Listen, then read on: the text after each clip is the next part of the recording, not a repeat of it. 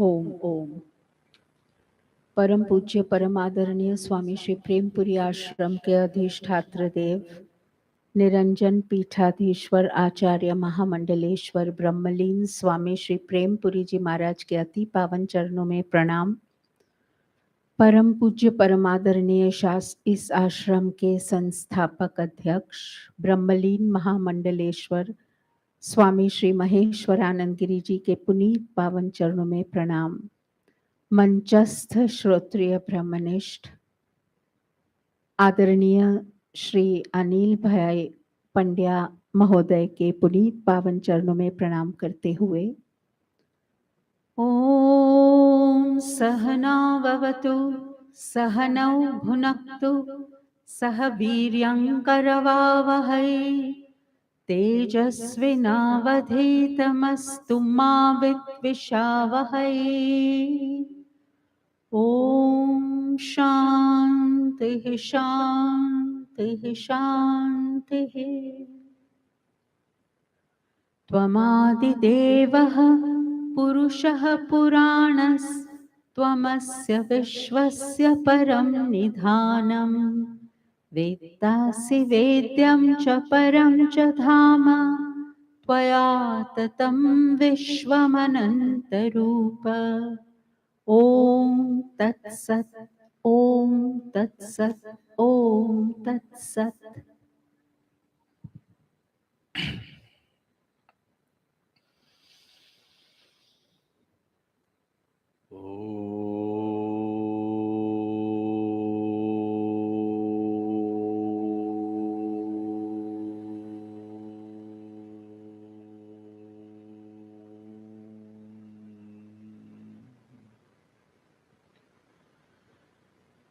श्री परमात्मने नमः। श्री गणेशाय नमः। श्री सरस्वत्यै नमः। श्री गुरुभ्यो नमः। ओम नमो भगवते वासुदेवाय। योऽन्तः प्रविश्य मम वाचमिमां प्रसुप्तां सञ्जीवयत्यखिलशक्तिधरस्वधाम्ना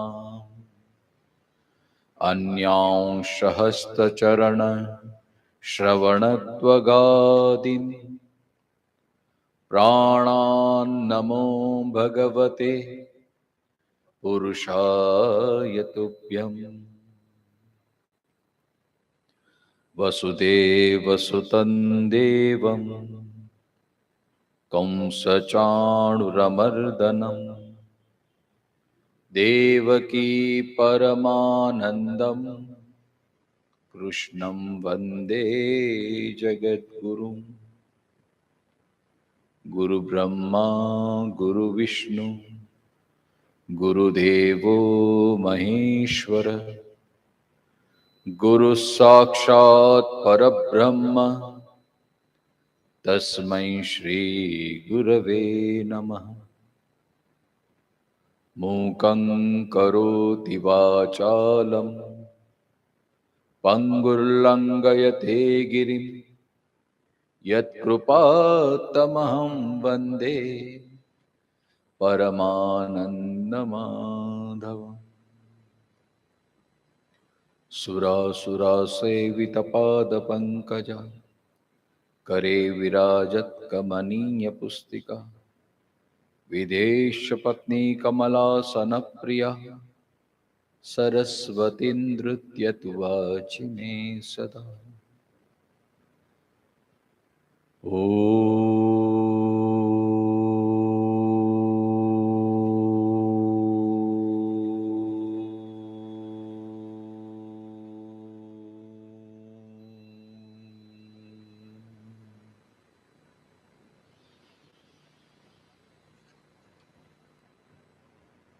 कल हमने गीता के 15वां श्लोक तक चिंतन किया था। आज 16, 17, 18 और 19 यहाँ तक।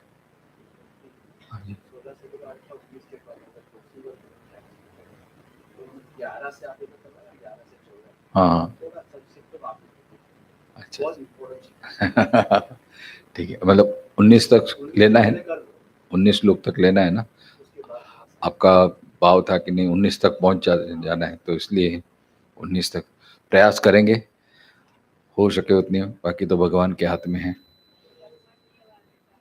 हाँ तो आइए पहले उनका 16, 17, 18 और 19 4 श्लोकों का हम साथ में ही पारायण करते हैं, साथ में पारायण करेंगे। अब्रह्म भुवनान् लोकाः पुनरावर्ति नोऽर्जुनः मामुपेत्य तु कौन्तेय पुनर्जन्म न विद्यते सहस्रयुगपर्यन्तम् अहर्यत् ब्रह्मणो विदुः रात्रिं युगसहस्रान्तां देहोरात्रविदो जनः अव्यक्ताद्व्यक्तयः सर्वः प्रभवन्त्यः रागमे रात्र्यागमे प्रलीयन्ते तत्रैवाव्यक्तसंज्ञके भूतग्रामः स एवायं भूत्वा भूत्वा प्रलीयते रात्र्यागमे वशः पार्थ प्रभवत्यः रागमे प्रभवत्यः रागमे प्रभवत्यः रागमे।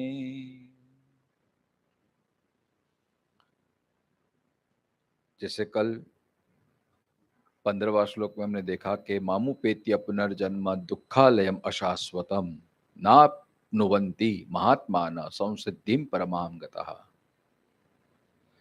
जो मुझे प्राप्त नहीं हुआ है, ऐसे साधक, ऐसे जीव, उन्हें बारंबार पुनर्जन्म लेना पड़ता है और दुखालयम अशाश्वतम, ऐसे संसार में आना पड़ता है। और जो मुझे प्राप्त हो जाता है तो वो ऐसे महात्मा को फिर परमाम गतः, वो परम गति को प्राप्त रहता है, मतलब ये संसार चक्र से छूट जाता है। अब जो परमात्मा को नहीं पामे हैं, उनकी कैसी यात्रा रहती है, कहां तक यात्रा रहती है, ये 16-17 में भगवान बताने जा रहे हैं। इसमें देखो कितना भगवान का विस्तार है, भगवान की महिमा क्या है, इसका हमें दर्शन होता है। और काल, वैसे तो काल भी भगवान का ही स्वरूप है। गीता के 10वां अध्याय में भगवान कहते हैं कालोस्मि भरतर्षभः, काल का स्वरूप कितना बड़ा है, काल भी कितना विराट है। तो काल की गणना यहाँ 17वें श्लोक में हमें प्राप्त होती है। ये श्लोकों का उच्चारण करने से हमारा वैराग्य बढ़ता है।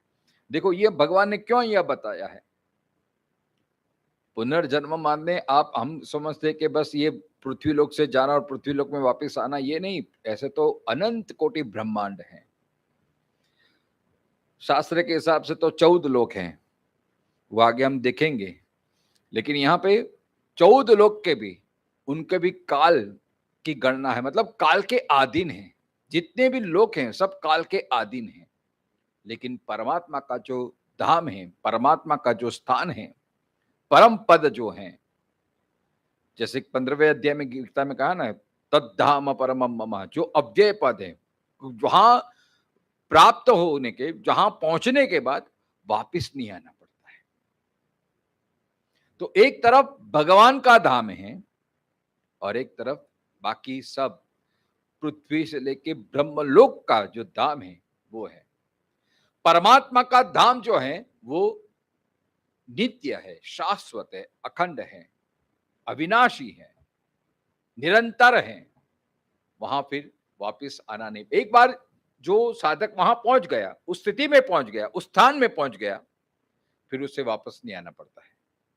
लेकिन जब तक वहां नहीं पहुंचा है तब तक चाहे ब्रह्मलोक तक क्यों उसकी गति हो न जाए, लेकिन वापिस उन्हें आना ही पड़ता है। ये बताने के लिए भगवान 16 अध्याय में ये बात बता रहे हैं। भगवान कहते हैं, आप ब्रह्म भुवनान लोकाः पुनरावर्तिनोर्जुनः। देखो ये अनुष्टुप छंद का श्लोक है।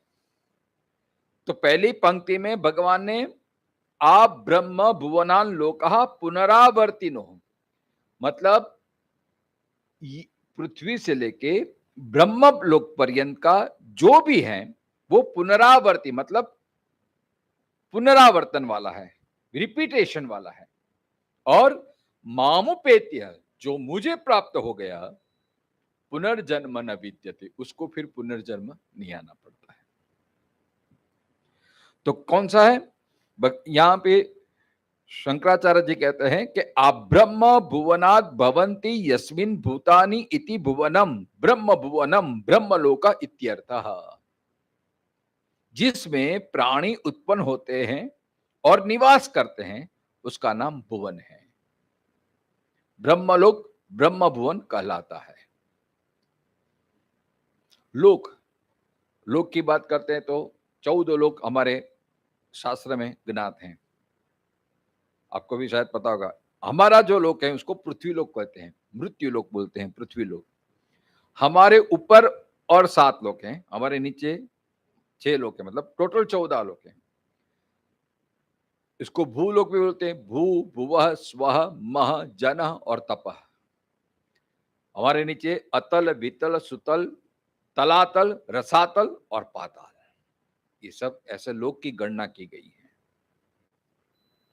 अब जो भी यहां कहते हैं कि आप ब्रह्म भुवनात् सह ब्रह्म भुवन लोकः सर्वे पुनरावर्तिनः पुनरावर्तन स्वभावा। हे अर्जुन, माम एकम उपेत्यत कौन्तेय पुनर्जन्म पुनरुत्पत्ति न विद्यते।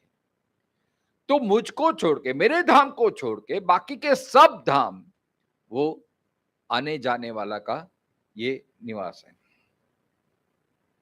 मतलब जब तक हमारी, देखो ब्रह्मलोक में 2 साधक जाते हैं। एक तो क्रम मुक्ति, जिसने साधना की है भगवत प्राप्ति के लिए, लेकिन उनकी साधना पूर्ण नहीं हुई। जैसे 6ठे अध्याय में योगी की बात कही कि साधना अधूरी रह गई तो क्षीणे पुण्य, फिर वो या तो है वहां से यात्रा होती है, शुचि नाम श्रीमताम गेहे योग भ्रष्टो, योग भ्रष्ट जो आत्मा होता है, तो वो ब्रह्मलोक तक जाता है, फिर ब्रह्म में लीन हो जाता है। उनकी जब गणना होती है तो उसके साथ फिर वापस वहां से फिर कर्म मुक्ति होती है, आगे यात्रा बढ़ती है, वापस को आना नहीं पड़ता है। और एक जो साधक होता है जो भोग प्राप्ति के लिए ईश्वर की उपासना तो करता है लेकिन भोग प्राप्ति के लिए, जैसे हमारे कर्मकांड में संकल्प में क्या आता है, यह लोक आमुष्मिक सुख प्राप्त्यर्थम स्वर्गलोक प्राप्त्यर्थम स्मृति स्मृति पुराणोक्त सकल ऐश्वर्य प्राप्त्यर्थम। तो जिसको ऐश्वर्य की प्राप्ति की चाह है, जिसको भोग प्राप्ति की चाह है, जिसको स्वर्ग सुख की कामना है, तो वो भी ब्रह्मलोक तक जाता है और सुख भोग करता है। फिर क्षणे पुण्य मर्त्यलोकम विशन्ति, वो आते हैं। और एक जो होते हैं को जिसको भोग की चाह नहीं है, केवल ईश्वर कर प्राप्ति की चाह है और वहां तक पहुंचे हैं, तो वहां से फिर वापस उनकी यात्रा आगे बढ़ती है। तो ब्रह्मलोक तक, वहां तक भोग ही भोग है, सुख ही सुख है। कैसा सुख है? हमारा पृथ्वी लोक का सुख माने क्या? मर्त्यलोक का सुख मतलब आखा पूरी पृथ्वी का जो अधिपति हो, उसको यौवन प्राप्त हो, हर प्रकार के उसको भोग प्राप्त हो, परिवार का सुख मिले, हमेशा निरोगी रहे, ऐसा सुख तो बोलते हैं सबसे बड़ा सुखी आदमी। होता नहीं कभी, लेकिन उससे भी 100 गुना सुख देवलोक में होता है। पृथ्वी का जितना सुख है, इससे 100 गुना सुख देवलोक में होता है। देवलोक माने जो मर्त्य देव हैं, जिन्होंने पुण्य कर्म किए हैं। लेकिन उनका भी क्या होता है कि जैसे पुण्य क्षीण होते हैं तो भी वापस आना पड़ता है। उससे भी 100 गुना सुख जो आजान देव हैं उनके लोक में होता है। उनसे भी 100 गुना सुख इंद्र को प्राप्त होता है, इंद्रलोक जिसको बोलते हैं। और इंद्र से भी 100 गुना सुख ब्रह्मलोक में प्राप्त होता है, और ब्रह्म से भी 100 गुना सुख जो भगवत धाम को प्राप्त हुए उसको होता है। तो भगवत प्राप्त जीवन मुक्त तत्वज्ञ जो है उसका सुख अनंत होता है, शाश्वत होता है, निरंतर होता है, और बाकी के जो सुख हैं वो क्षणिक होते हैं, क्षणभंगुर होते हैं, काल की अवधि के अंदर होते हैं। इसलिए यहां भगवान कहते हैं कि माम उपेत्यत कौन्तेय यह पुनर्जन्म न विद्यते है। अनंत जिसको बोलते हैं अनंत सुख की कामना, मतलब ये ब्रह्मानुभूति है, ईश्वरानुभूति है, वो इतनी अलौकिक है कि एक बार साधक जब उसमें रम जाता है, उसमें अपने आप को ब्रह्म में सम्मिलित करते हैं, परमात्मा से एकरूप हो जाता है, फिर उन्हें कोई चाह नहीं रहती, कोई भोग याद नहीं रहता है, फिर वो परम धाम को प्राप्त हो जाता है। क्योंकि परम धाम है ना, वो ही अपना असली स्थान है। ममई वांशो जीवलोके जीवभूत सनातन, हम परमात्मा के ही अंश हैं, लेकिन स्व की विस्मृति के कारण और ये सब हमारी दृष्टि वो बच्चे जैसी हो गई है। बच्चे को मेले में लेके जाते हैं तो सब उसको खिलौना याद आते हैं, चकडोल याद आता है, और माँ बाप को भूल जाता है, तो उसमें ही रमण हो जाता है, तो उसमें ही आसक्ति हो जाती है। तो ऐसे जब तक हमारी ये भोग तरफ दृष्टि है तो ये ब्रह्म भुवन लोकान, उसमें आना जाना, पुनरपि जननम पुनरपि मरणम पुनरपि जननी जठरे शयनम। लेकिन एक बार जिसको हो जाए कि बस अभी मुझे कुछ चाह नहीं है, अभी केवल भगवत प्राप्ति की ही चाह है मुझे, तो फिर वो जो स्थिति में है, चाहे मृत्युलोक में है तो भी मुक्त हो सकता है। जैसे कल हमने मुक्ति की बात की थी, सगुणोपासना के लिए 4 प्रकार की मुक्ति है, सत्य मुक्ति, सायुज्य मुक्ति, सारूप्य मुक्ति, सालोक्य मुक्ति, साष्टी मुक्ति। हाँ जी बोलो ना।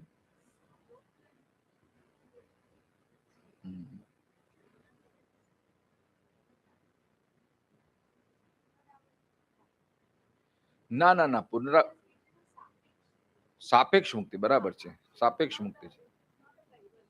હા, કૈવલ્ય મુક્તિ તો એ તો એકદમ ઊંચી, બહુ જ ઊંચી અવસ્થા છે, બ્રહ્માનુભૂતિ છે। હા, એકદમ એકદમ સરસ। કૈવલ્ય એટલે બીજું કશું જ ન, કેવલમ એક એકદમ જ, એ તો બ્રહ્માનુભૂતિ। એટલે મેં કીધું ને સગુણાકાર માટે, સગુણાકાર માટે આ કૈવલ્ય મુક્તિ એ તો જ્ઞાન માર્ગ, જ્ઞાન માર્ગી માટે તો કૈવલ્ય મુક્તિ છે, તદાકાર વૃત્તિ।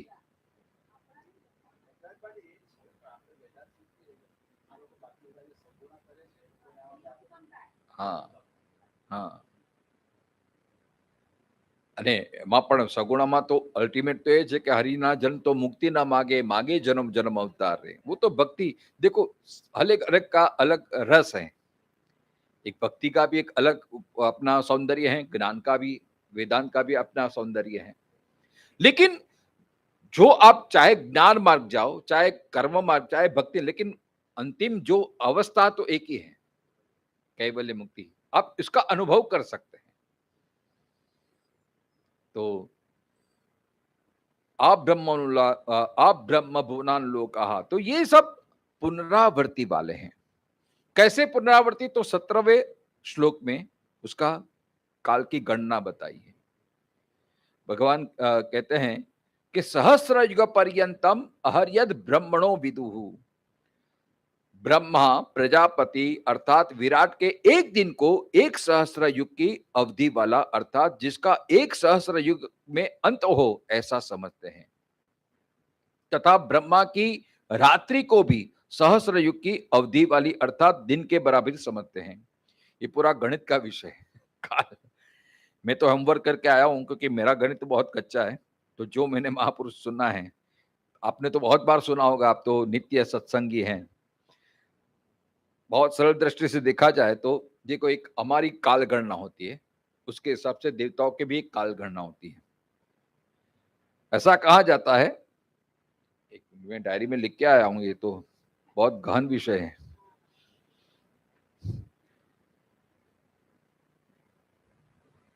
अणु परमाणु की भी गणना है, उसमें हम नहीं जाएंगे, हम सीधे हमारे साल से शुरू करेंगे।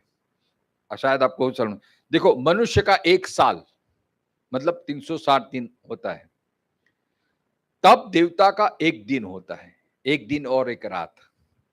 हमारा 360 दिन भगवान मतलब देवताओं का एक दिन होता है, मतलब 6 महीना दिन और 6 महीना रात, जिसको हम उत्तरायण और दक्षिणायन बोलते हैं। उत्तरायण जब होता है, और उत्तरायण भी मकर संक्रांति जो जनवरी में आते हैं, जनवरी से लेके मतलब सूर्य जब मकर राशि में आता है और कर्क राशि तक रहता है, तो उसको मकर संक्रांति बोलते हैं। मतलब ये 6 महीना संक्रांति वो देवताओं का दिन रहता है। जैसे हमारा उत्तरायण और दक्षिणायन साल में आता है, अभी दक्षिणायन चल रहा है, तो अभी देवताओं की रात्रि है। तो हमारा 360 दिन मतलब देवताओं का एक दिन और रात। फिर हमारा 30 वर्ष तो देवताओं का एक महीना होता है। हाँ, મને પૂછતા નહીં, આ ગણિત હું તો લખીને આવ્યો છું. એ તમે ગણવા જશો તો એટલે હિસાબ કર્યો છે. હા, एक महीनो आप हमारे से 300 गुने ये आगे है। मतलब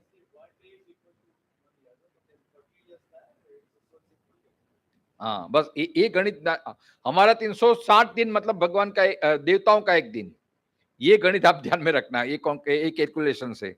तो हमारे 30 वर्ष जब होते हैं तब भगवान का एक देवताओं का एक महीना होता है।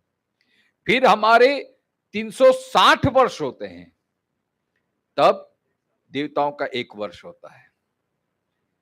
अब हमारा जब चतुर्युग बीत जाता है तब देवताओं का एक युग दिव्य युग निर्माण होता है।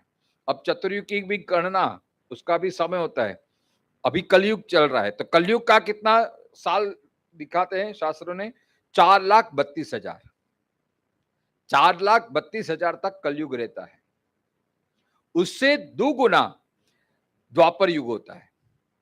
4,32,000 का आप 2 गुना करेंगे तो 8,64,000 ये द्वापर युग का समय है।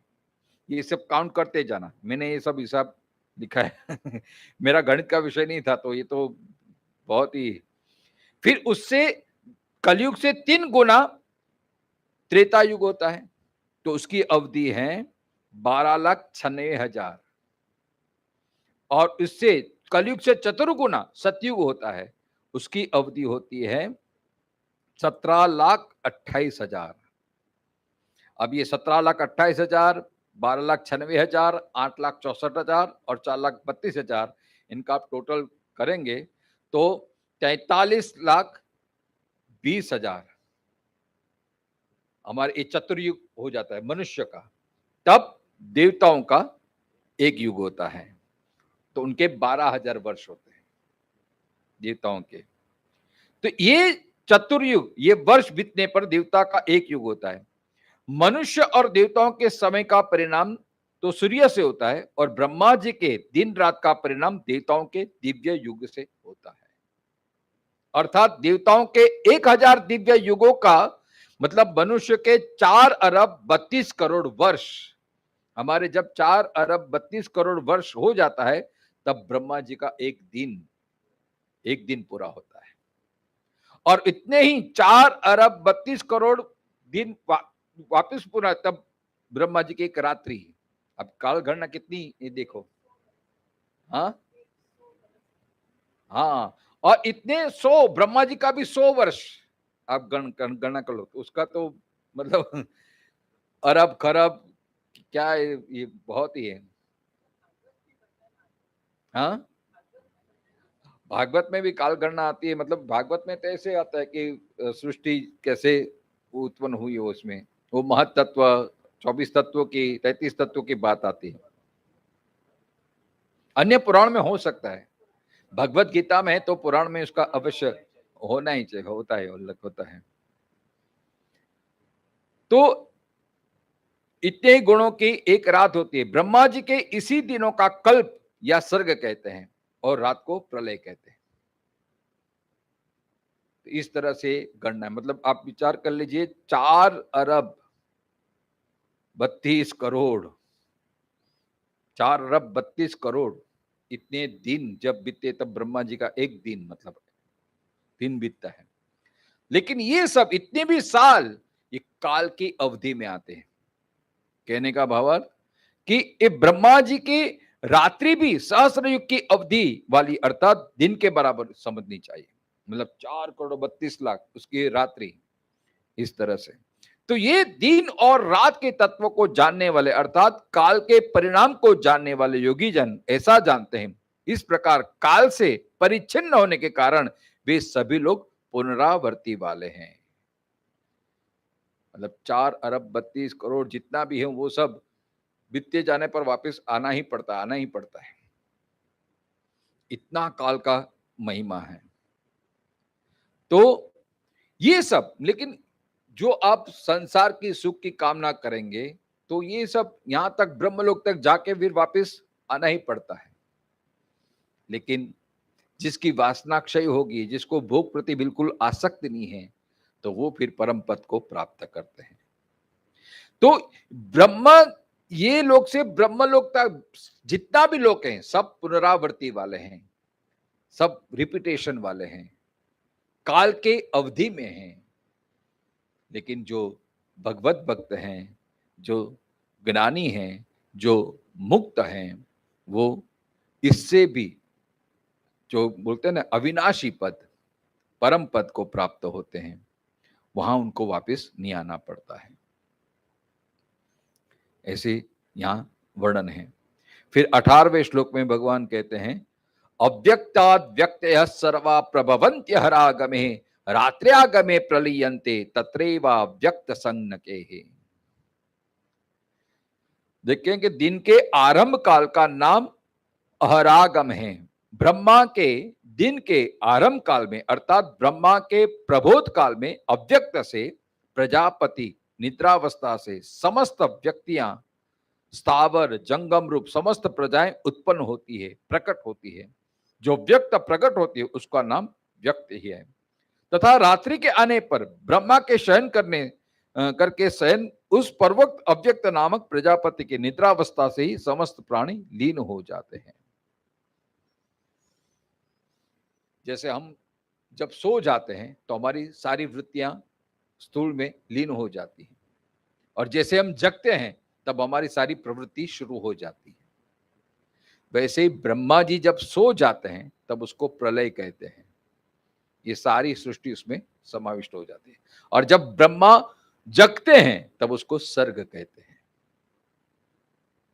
और ऐसे ही 100 साल जब बीत जाते हैं, उनका ब्रह्मा जी का आयुष्य जब खत्म होता है, ब्रह्मा जी की भी अवधि है, तो उनको भी फिर वो भगवान में लीन हो जाते हैं, तब उसको महाप्रलय कहते हैं। और ये स्थिति में 100 साल तक रहते हैं, और 100 साल के बाद पुनः जब ब्रह्मा जी का परम पुरुष से प्रागट्य होता है, तब सृष्टि की शुरुआत होती है, उसको महासर्ग कहते हैं। इस तरह से जैसे यथा पिंड तथा ब्रह्मांड, जैसे हम सो जाते हैं तो हमारी सारी प्रवृत्ति लीन हो जाती है, शांत हो जाती है, वो हमारा प्रलय। और जैसे हम जगते हैं तो सारी सृष्टि वापिस हम प्रवृत्ति शुरू हो जाती है। ऐसे ब्रह्मा जी का भी ऐसा होता है। तो इस तरह से देखना चाहिए कि ब्रह्मा जी जगने पर सर्ग और सोने पर प्रलय, ऐसे एक दिन मतलब। और 100 वर्ष बीत जाने पर वो जब सो जाते तब महाप्रलय हो जाता है, और ब्रह्मा जी जगने पर वो वापिस महासर्ग होता है। और ऐसे ब्रह्मा जी के जब ऐसे 100 साल बीतते हैं तब विष्णु का एक दिन होता है।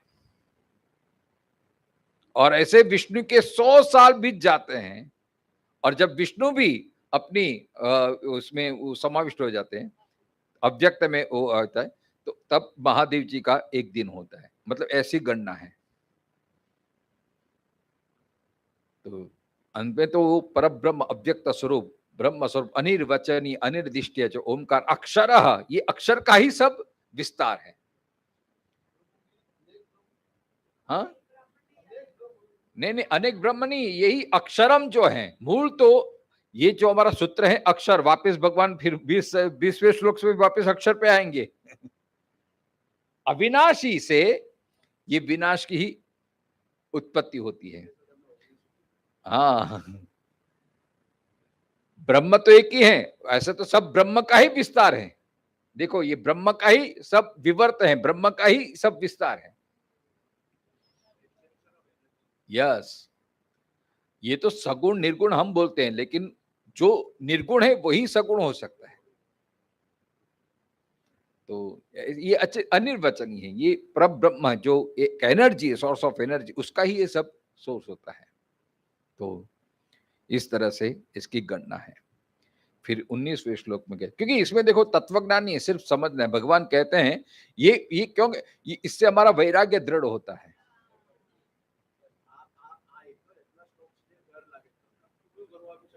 यस। हाँ हाँ,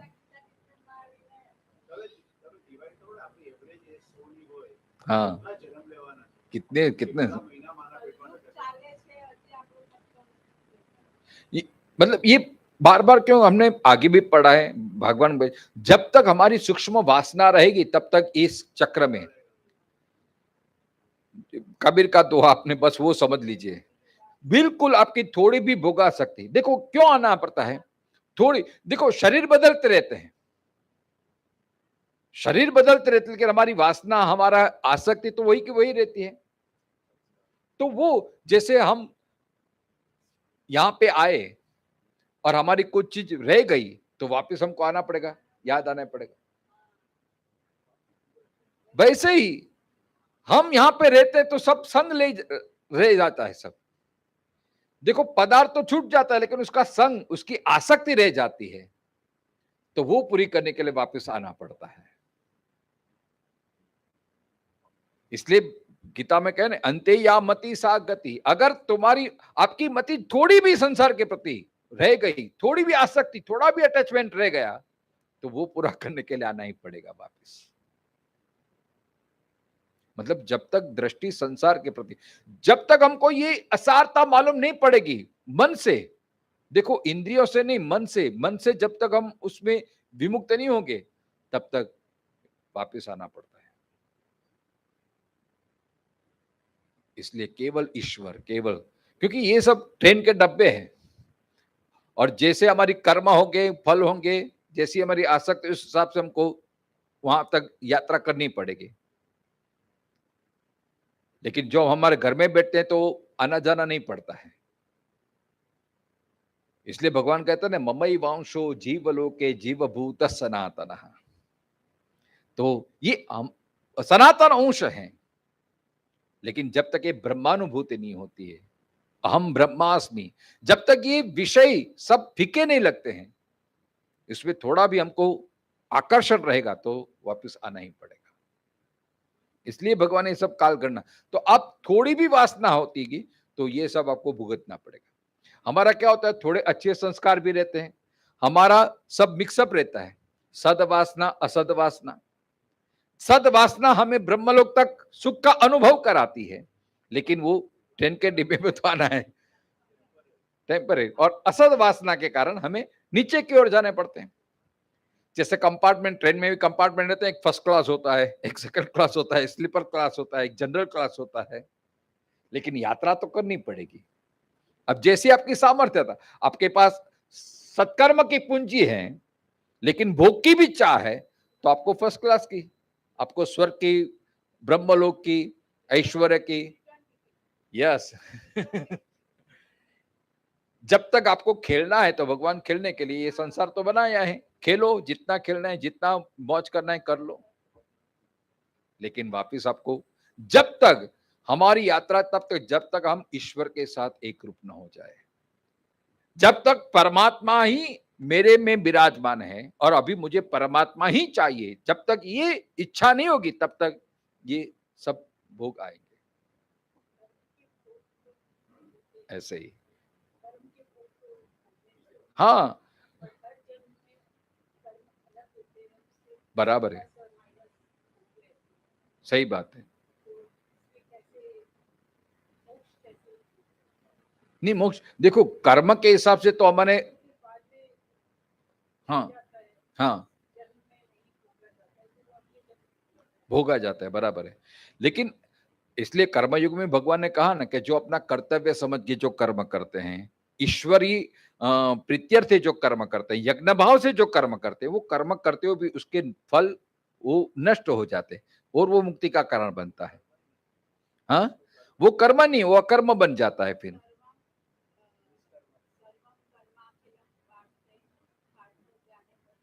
न, हाँ हाँ, चौथे अध्याय में भी आया ना, ब्रह्मार्पणम ब्रह्म, जो ब्रह्म भाव को रखते हुए सभी कर्म करते हैं, मतलब कर्म करने वाला भी मैं ब्रह्म हूं, जो कर्म हो रहा है वो भी ब्रह्म भाव है।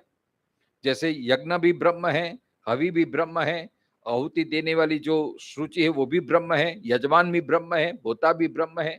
तो ऐसे भक्ति की दृष्टि से देखे तो जो भी ईश्वर मुझे करा रहा है, मैं निमित्त मात्र हूं, समर्पण भाव,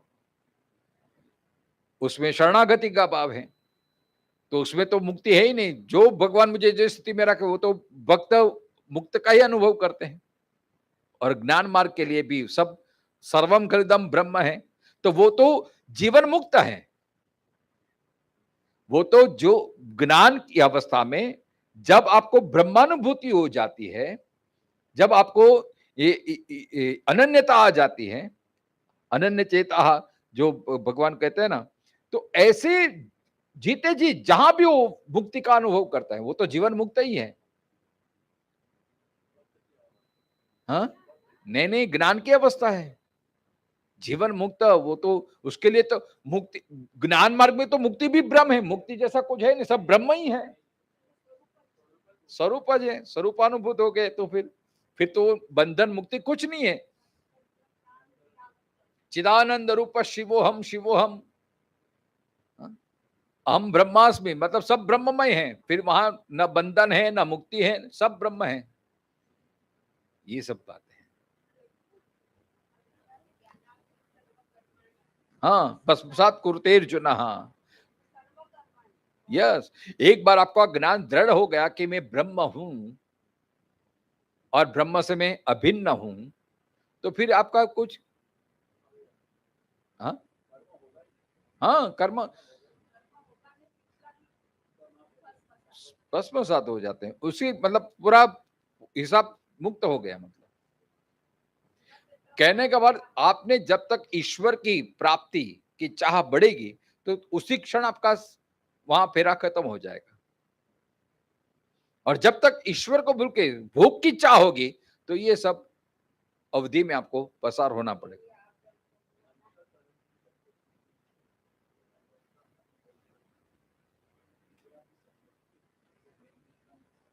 हम्म,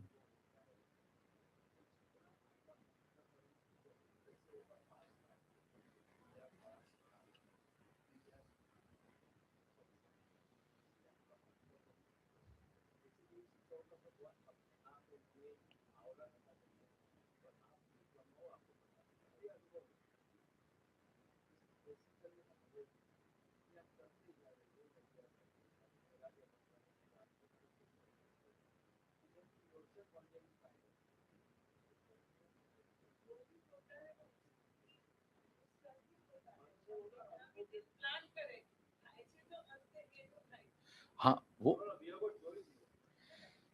ये जो गीता के हम 3 श्लोक का हम जो चिंतन कर रहे हैं, उसका केवल केवल केवल भाव एक ही है कि अगर आपकी भोगा शक्ति हैं, विषया शक्ति हैं, जैसे आपने बताया कि जब तक अंतःकरण में थोड़े भी विकार हैं, तो ये सब आपको पुनरपि जननम पुनरपि मरणम काल अवधि, इतने साल तक आपको भटकना पड़ेगा। मतलब और ये बात बता रहे हैं कि जिसके प्रति आपकी आसक्ति वो क्षण भंगुर है, दुखालयम अशाश्वतम, चाह आपकी वो चाह बनी रहेगी लेकिन उसमें तृप्ति नहीं है, वो आभास मात्र है। कोई भी भोग, आपने भागवत में याति का चरित्र देखा होगा, कितने भुगते कितने भोगे, बाद में अपने पुत्र की युवानी ली, फिर उसमें ब्रह्म ज्ञान प्राप्त हुआ के भोगा न भुगता वयमेव भुगता, हम भुगत जाते हैं लेकिन भोग कभी समाप्त नहीं हो जाता। जब तक चाह मतलब जब तक हमारी आसक्ति रहेगी सुख के प्रति, गीता में यही बात बात बता कि ये अब और ये ऐसे भोग हम कितनी बार भुगत चुके हैं। आपने जैसे माता जी बताया ना कि कर्म के, अगर अच्छे कर्म किए तो ऊपर की तरफ जाएंगे हम, और बुरे कर्म किए तो नीचे की तरफ पाताल में जाएंगे, पशु बनेंगे, पक्षी बने, और न जाने हमारे कितने जन्म हो चुके होंगे इतने सारे।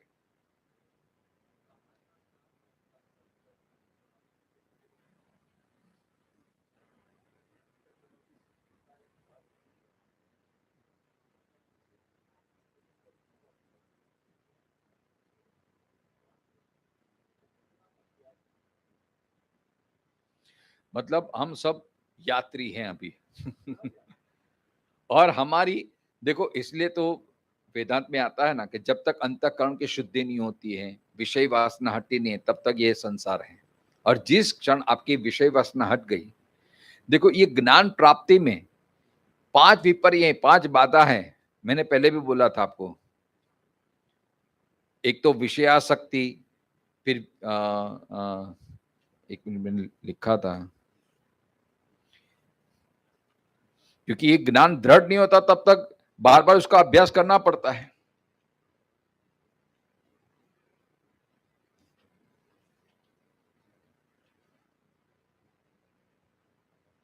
हाँ, विषय आसक्ति, हमारी काम वासना, इंद्रियों में अभी भी थोड़ी लालसा है, अच्छा देखना है, अच्छा खाना है, हाँ, अच्छा सूंघना है। जब तक एक सूक्ष्म वासना भी रहती है तब तक हमको वापस आना पड़ता है। वेदांत की जो ज्ञान प्राप्ति के लिए भी जब तक ये विषयासक्ति होगी तब तक उसमें प्रवेश नहीं होता है। इसलिए ये, और ये मैंने स्वामी जी अभयानंद सरस्वती जी से ये सुना था मैंने, ये 5 विपर्य हमारे, हमको क्यों ब्रह्मानुभूति नहीं होती है? हम तो ब्रह्म के ही अंश है। देखो, वास्तव में हम जीवन मुक्त ही हैं, वेदांत की भाषा में हम सब मुक्त ही हैं, लेकिन हमें मुक्तता का अनुभव क्यों नहीं हो रहा है? भगवान कहते हैं सर्वसचाहम ममई वांशो जीवलोके जीवभूत सनातनम, ईश्वर के ही अंश हैं, अमृतस्य पुत्राः उपनिषद का सूत्र है। लेकिन ये अनुभूति क्यों नहीं होती है हमें? ये 5 मुख्य हमारे कारण हैं। बंधन जिसको बोलते हैं, अवरोध बोलते हैं, ऑब्स्टेकल्स बोलते हैं। ये जब तक 5 अवरोध हम पार नहीं कर पाएंगे तब तक ये हमको ब्रह्मानुभूति नहीं होगी।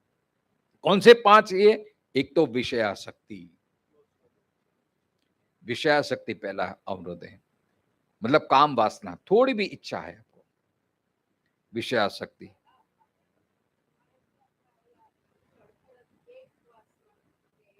हाँ, एक एक आसक्ति के कारण देखो, भरत जी ने पूरा घर बार छोड़ दिया, त्यागी जीवन जिया, लेकिन वापिस उसकी आसक्ति हो गई कि नहीं?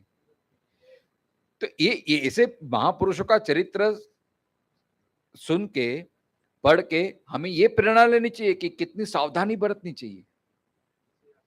विषयासक्ति मतलब शब्द स्पर्श रूप रस गंध, उसमें भी बिल्कुल आसक्ति नहीं होनी चाहिए, विषय आसक्ति। फिर प्रज्ञामादंश, प्रज्ञामादंश, हमारी बुद्धि उतनी सतेज नहीं है ब्रह्म के प्रति, हम पढ़ते हैं, सुनते हैं, फिर भी वो ज्ञान दृढ़ नहीं होता, क्योंकि प्रज्ञामादंश, हमारी बुद्धि उतनी सतेज नहीं हुई। तो उसके लिए क्या? बारंबार स्वाध्याय, अभ्यास। जैसे छुरी का धार निकालते हो उसको घिसना पड़ता है, ऐसे स्वाध्याय करने से हमारी बुद्धि तीक्ष्ण होती है। इसलिए गुरु के आश्रम में, गुरु के सानिध्य में बैठना पड़ता है। ये सब श्रुति, ये ज्ञान जो है वो गुरुगम्य होता है, इसलिए गुरु की आवश्यकता है, गुरु परंपरा। तो ही हमारी ये प्रज्ञा में, प्रज्ञा हमारी खिलती है, नहीं तो केवल पढ़ने से, सुनने से ये ज्ञान सिद्ध नहीं होते। इसलिए प्रज्ञा मादंश, ये दूसरा हमारा ऑब्स्टेकल्स है, प्रतिबंध, जिसको वेदांत में बोलते हैं प्रतिबंध है ये। तो एक विषयासक्ति, दूसरा है प्रज्ञामादंश, मतलब हमारा ज्ञान टिकता नहीं। देखो, हम बैठते हैं तब तो हम, लेकिन जैसे ही वापस संसार में आते तो वापस वही सब सांसारिक क्रिया शुरू हो जाती है। इसको बोलते हैं प्रज्ञामादंश। फिर कुतर्कश्च, कुतर्क होते हैं। देखो, एक होता है तर्क, एक होता है वितर्क, लेकिन ईश्वर के बारे में हम कुतर्क करने लगते हैं। ब्रह्म के बाद छोड़ो, सगुण साकार में भी हमको कितने, भगवान ने कैसे गोवर्धन की कचली आंगनी में कैसे धारण कर सकते हैं, भगवान एक ऐसे असुर को कैसे मार सकते हैं, सब में हम कुतर्क करते हैं। तो कुतर्क के कारण मतलब संशय उसमें उत्पन्न होता है। हम उल्टा ही सोचने लगते हैं, अरे भगवान तो ऐसा करता है, ये तो सब लिखा पट्टी है, ये सब ऐसा नहीं। लेकिन उसकी आध्यात्मिकता को हम नहीं पकड़ सकते, उसके मर्म को नहीं पकड़ सकते, उसके लिए कुतर्क करने लगते हैं, संशय करने करते लगते हैं। तो कुतर्कश्च। चौथा है विपर्यय। विपर्य मतलब विपरीत ज्ञान। मतलब जैसा है ऐसा दिखता नहीं हमें, जैसे रज्जु सर्प न्याय। रज्जु है, वास्तव में रज्जु है, लेकिन हमको सर्प का आभास होता है और उसके कारण भ्रम उत्पन्न होता है। ऐसा है रज्जु सर्प, विपर्य उसको बोलते हैं। जैसे मृग, सोने का हिरण, वास्तव में सोने का हिरण हो ही नहीं सकता है। मृग जड़ जिसको देते हैं, क्षितिज में आप देखो, जैसे सूर्य के प्रकाश में छिप में चांदी का भाव होता है, इसको बोलते हैं विपर्य। इसके कारण हम भ्रमित हो जाते हैं। फिर और पंचम पांचवा ये है दुराग्रह। दुराग्रह माने जीद हमारी, नहीं मेरे बुद्धि में तो ऐसा है, मेरे बुद्धि में ये नहीं मुड़ता तो मैं मानने वाला नहीं, ये इसको दुराग्रह बोलते हैं। मतलब जो ज्ञान हमें पचा नहीं, उसका मतलब ये नहीं कि ये नहीं है, थोड़ा अभ्यास करना पड़ेगा। जैसे बच्चे बोलता है कि आप तो हैं, लेकिन दादा कहाँ है, दादा कहाँ है, तो उसने देखा नहीं तो उसका मतलब नहीं कि दादा नहीं है। दादा नहीं था तो तू, तेरा अस्तित्व ही नहीं हो सकता है। तो ऐसे इस जगत में ऐसी दिव्य चेतना है जो हमें दिखाई नहीं देता, लेकिन उसका अनुभव होना है। जैसे जैसे हमारी यात्रा, अध्यात्म यात्रा बढ़ेगी तो अपने आप अनुभव होने लगेगा। तो ये 5 प्रतिबंध है। जब तक ये 5 प्रतिबंध हटते नहीं, तब तक हमें ब्रह्मानुभूति नहीं होती। इसलिए बार बार गीता में इंद्रिय शुद्धि की बात आती है। मन को शुद्ध करना है, ये बुद्धि को सात्विक बनाना है, दैवी संपदा उत्पन्न करनी है। ये स्वाध्याय से, भगवत चिंतन से धीरे धीरे हमारी क्या है, शुद्धि होती है, अंतःकरण की शुद्धि होती है। और ये एक जन्म में नहीं होती है। अब देखो, हमारी यात्रा है, इसलिए तो अब मनुष्य जन्म मिला है, और ये बहुत ही दुर्लभ है। और क्यों ये काल गणना के, क्योंकि देखो सारी जो योनि है सब भोग योनि है। मनुष्य योनि है वो कर्म योनि है, और भगवत प्राप्ति की एक अपॉर्चुनिटी है, तक है। हाँ जी। इसलिए ये शंकराचार्य जी के जो अपना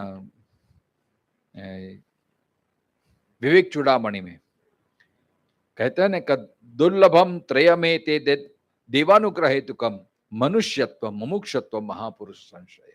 ये 3 बहुत दुर्लभ है। मतलब हमारे इतने पुण्य का उदय हुआ तब हमें ये तक मिले। मनुष्य में योनि तो मिल गई अभी, अब मनुष्य योनि मिल गई, अभी यही एक वापिस तक भगवान ने हमको दी है। अगर ये तक हम चुक गए तो वापिस फिर हमारे कर्म के अनुसार, माता जी आप जैसे बोले, अगर अच्छे कर्म होंगे तो वापिस देव योनि मिलेगी, लेकिन वो भी भोग योनि है, उसमें फिर हम अपना कल्याण नहीं कर सकते फिर। हाँ, ये मनुष्य योनि एक ऐसे है कि अपनी वृत्तियों को धीरे धीरे शुद्ध करके जब हम ईश्वर के प्रति जाएंगे, तो अभी ये रास्ता है, अभी ये मोड़ है, अभी हमको ईश्वर को प्राप्त करना है कि वापिस संसार को प्राप्त करना है। अगर हमने संकल्प कर लिया कि अभी मुझे कोई विषय में, अभी मुझे आसक्ति नहीं है, अभी कोई विषय को मुझे नहीं चाहते। अब देखो, इसमें भी 3 मार्ग है। या तो आप अच्छे कर्म करके, अब भगवान ने मुझे अवसर दिया है तो सब में भगवान को भाव रख के आप कर्म करें, अहंकार भाव छोड़ के परोपकार भाव रख के, तो आप कर्म के द्वारा मुक्त हो सकते हैं, परमात्मा को प्राप्त कर सकते हैं।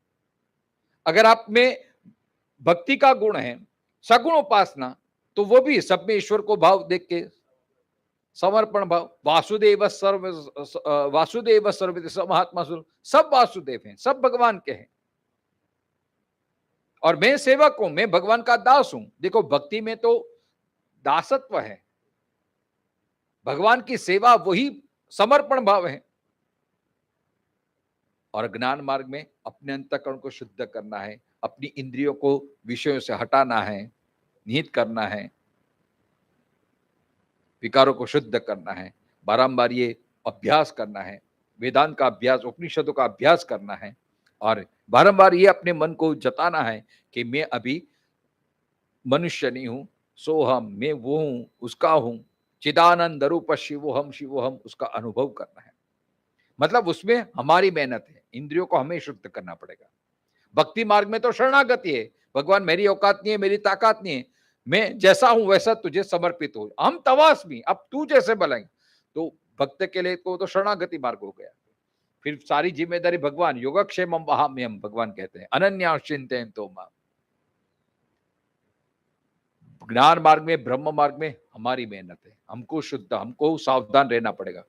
जब तक देहाध्यास है तब तक ब्रह्मानुभूति नहीं हो सकती। तो ये सब अलौकिक बातें हैं।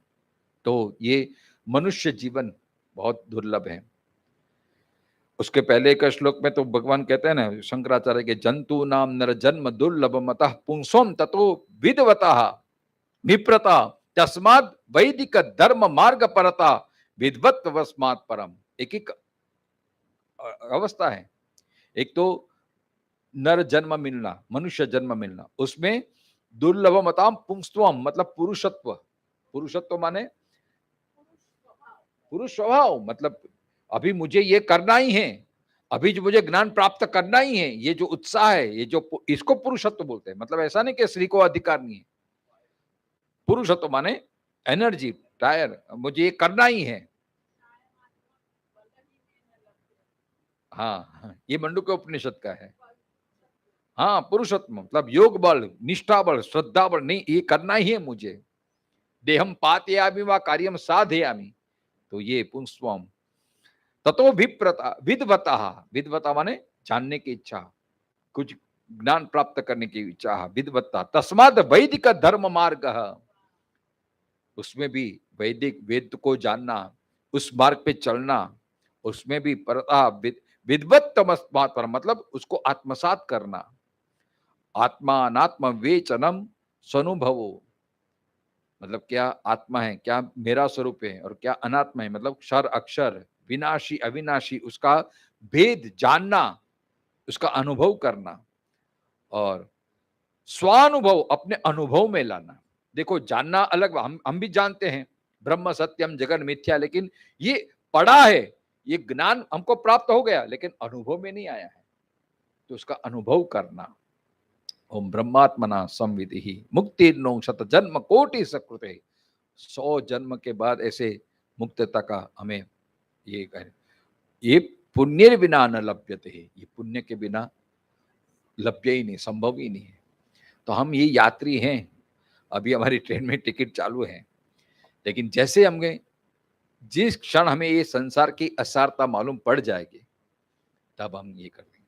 मतलब ये 3 श्लोक का पारायण करने से हमें ये देखो, ये सब काल की अवधि में है और भगवान कालातीत हैं, तो हमें वो कालातीत, हम परम पद में, और हम उसके अधिकारी हैं, हमारा पूर्ण अधिकार है, क्योंकि हम उनकी संतान है, उनके अंश हैं। नर अपनी करनी करे तो नर का नारायण हो जाए, लेकिन जब तक वो चाह थोड़ी भी है तो ये करना पड़ेगा। और ये भगवान बताते हैं, भी अनुभव कराते हैं कि ये सब असार हैं, हम जिनके लिए इतना भाग दौड़ करते हैं, जिनकी हम लालसा रखते हैं, सब क्षण भंगुर हैं, तो उसका आप मोह छोड़ दीजिए, क्योंकि ये सुख आप जो लगता है कि ऐसा मिल जाएगा तो मैं सुखी, ये हमारी भ्रमणा है। सच्चा सुख तो परमात्मा की प्राप्ति में ही है, और जो भी मिला है उसका अहंकार नहीं करना है, क्योंकि ये सब काल की, ये भी चला जाएगा, वो भी चला जाएगा। इसलिए कवि ने कहा है कि मारी हस्ती मारी पाछड़ ए रीते विसराई गई, आंगड़ी पाणीमांथी काढ़ी અને जगह पुराई गई। तो हम गर्व क्यों करते इतना, अरे मैं इतना विद्वान, मैं इतना ये, मेरे इतना ये नहीं करना चाहिए, क्योंकि इतने इतने ब्रह्मलोक तक है, उसके भी सब काल के अधीन है। तो जो भी है ईश्वर की कृपा है, और हमारी गति यही होनी चाहिए, हमको ईश्वर को प्राप्त करना है। और यही प्रेमपुरी में आके, इसके लिए तो स्वाति है, इसके लिए तो गीता चिंतन माला है। आपने बोला था कि एक बार फिर से समय हो गया है, तो बस सर्वद्वाराणि अपने इंद्रियों को संयमित करे। 12वें श्लोक में देखो, इंद्रियों को संयमित करे, मन को हृदय में रखे, मन को अत्र नहीं, क्योंकि मन बाहर जाएगा तो राग देश उत्पन्न जाएगा, वापिस विकार उत्पन्न जाएगा, वापिस ये।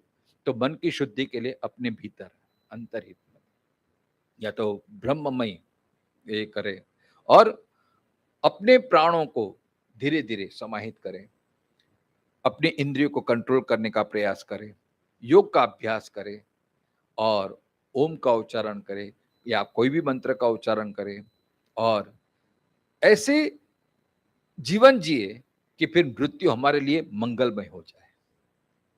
कहते ना, कर ले श्रृंगार चतुर अलबेली, साजन के घर जाना है। देखो ये प्रक्रिया नहीं होगी तो मृत्यु हमें खींच के ले जाएगा फिर, और मृत्यु को संवारना है तो इस तरह से हम जिएंगे तो मृत्यु भी हमारे लिए मंगलमय हो जाएगा, और मृत्यु हमारे लिए स्वागत बन के आ जाएगा, फूलहार लेके आ जाएगा, और मृत्यु के मस्तक पे चढ़ के हम परम पद को प्राप्त कर सकते हैं। और इसके लिए अनन्य चेता, मतलब निरंतर भगवान का चिंतन करते रहें, निरंतर अपना स्मरण ईश्वर के एक क्षण के लिए भी छूटे ना।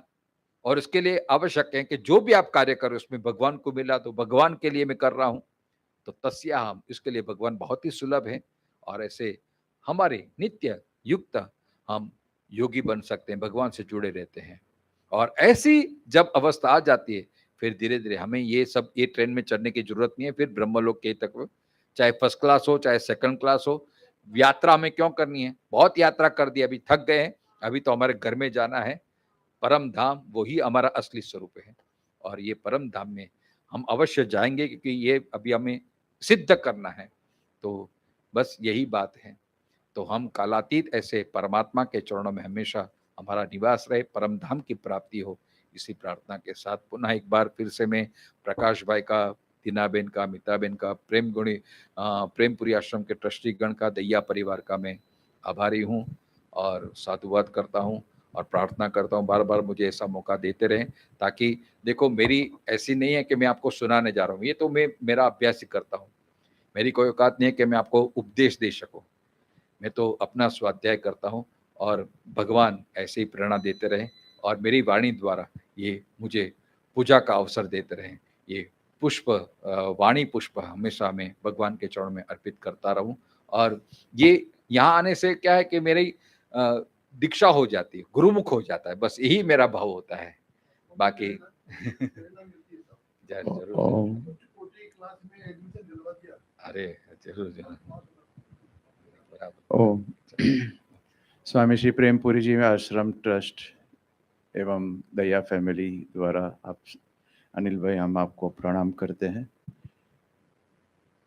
आप इतने विनयी है, आपका ज्ञान इतना उच्च कोटि का है। आप शायद व्यासपीठ के बैठने के बाद जो हम लोग यहाँ सुनते हैं, आपको लगता है कि आपने ज्ञान को पचाया है।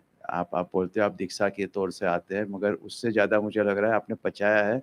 और ये संसार में सबसे बड़ा बात यही अनुभव करके ज़िंदगी जीना है, और जो आपके तरफ दिख रहा है, हम आपके कृतज्ञ हैं।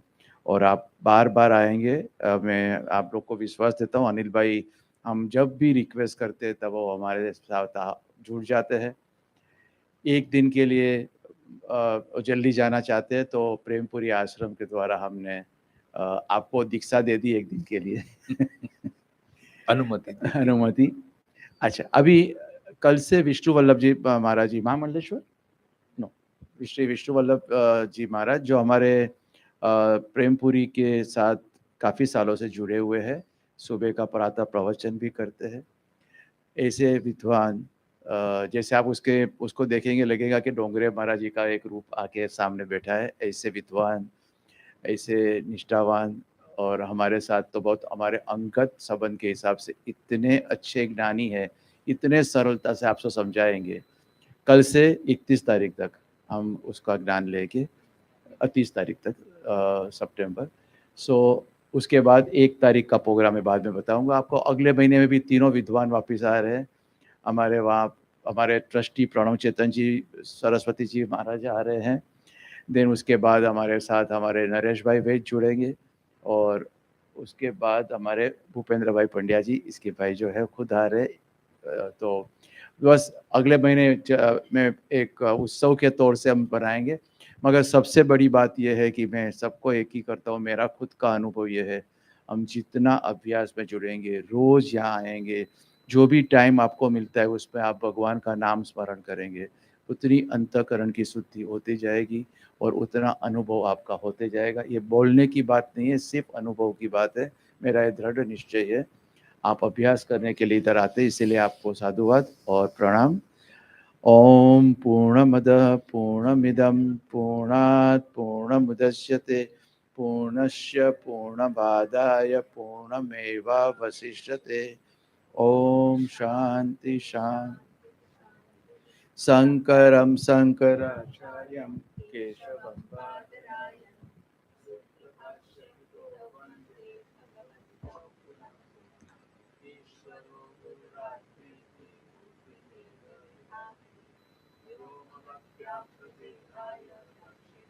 मूर्तये नमः।